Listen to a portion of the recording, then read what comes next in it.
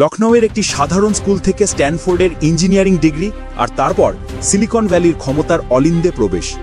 নীলমোহনের উত্থানের গল্পটি রূপকথার মতো শোনালেও এর গভীরে লুকিয়ে আছে এক অসাধারণ কৌশল এবং দূরদর্শিতা। ডাবল ক্লিকের মতো কোম্পানিতে কাজ করার সময় তিনি বুঝে গিয়েছিলেন ভবিষ্যতের যুদ্ধ অস্ত্রের নয় বরং ডেটার। গুগলে যোগ দেওয়ার পর তিনি হয়ে ওঠেন ডিসপ্লে এবং ভিডিও বিজ্ঞাপনের মূল কারিগর। কিন্তু তার আসল পরীক্ষা শুরু হয় 2015 সালে, যখন তিনি ইউটিউবের চিফ প্রোডাক্ট অফিসার হন। YouTube shorts, YouTube music, YouTube TV, এই সব কিছুই তার মস্তিষ্ক প্রসূত। তিনি এমন একটি ইকোসিস্টেম তৈরি করছিলেন যা মানুষকে ইউটিউবের জগতে 24 ঘন্টা আটকে রাখতে পারে। তার দক্ষতা এতটাই ছিল যে একবার টুইটারে যোগ দেওয়ার প্রস্তাব পেয়ে গেলে গুগল তাকে আটকানোর জন্য $100 মিলিয়ন বোনাস অফার করে। কিন্তু টাকা নয়, নীলমোহন খুঁজছিলেন আসল ক্ষমতা। আর সেই সুযোগ এলো 2023 সালের ফেব্রুয়ারিতে।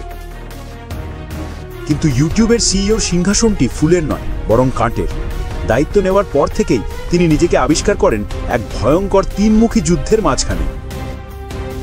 যুদ্ধ নম্বর 1, রাজনৈতিক যুদ্ধ। একদিকে ভারত, ইউরোপ, আমেরিকার সরকার যারা সেন্সরশিপ এবং নতুন নিয়ম চাপিয়ে ইউটিউবকে নিয়ন্ত্রণ করতে চায়। অন্যদিকে ভুয়া খবর এবং ষড়যন্ত্রমূলক তথ্যের অবাধ প্রবাহ। নীলমোহনকে প্রতিদিন একটি দড়ির উপর দিয়ে হাঁটতে হয়। তিনি যদি সরকারের কথা শোনেন তাহলে বাক স্বাধীনতার মৃত্যু হয়, আর যদি না শোনেন তাহলে বিভিন্ন দেশে ইউটিউব বন্ধ হয়ে যাওয়ার ঝুঁকি তৈরি হয়। দেশে দেশে নতুন আইটি নিয়ম নিয়ে সরকারের সাথে ইউটিউবের যে স্নায়ুযুদ্ধ চলছে তাই অদৃশ্য যুদ্ধেরই একটি অংশ। প্রতিটি সিদ্ধান্তই একটি ভূ রাজনৈতিক চাল। যুদ্ধ নম্বর 2, বাণিজ্যিক যুদ্ধ। শত্রু একজনই, টিকটক। শর্ট ফর্ম ভিডিওর এই লড়াইয়ে ইউটিউব প্রায় হেরে যাচ্ছিল।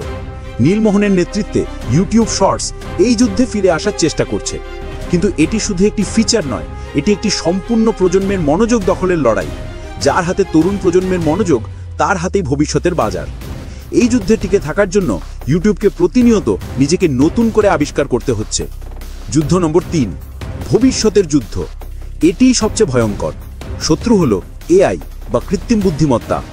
সোরা বা ভিওর মতো এআই মডেলগুলো এখন টেক্সট থেকে ভিডিও তৈরি করতে পারে। তাহলে কি ভবিষ্যতে কন্টেন্ট ক্রিয়েটারদের আর প্রয়োজন হবে না? ইউটিউবের মতো প্ল্যাটফর্মের অস্তিত্ব কি সংকটে? নীলমোহন জানেন এই তথ্য প্রযুক্তিকে শত্রু না ভেবে একেই নিজের সবচেয়ে বড় অস্ত্রে পরিণত করতে হবে। এটা তো ছিল কেবল এক ঝলক। পুরো বিশ্লেষণটা জানতে এখনই মূল ভিডিওটা দেখে ফেলুন। লিঙ্কটা ডেসক্রিপশনে দেওয়া আছে।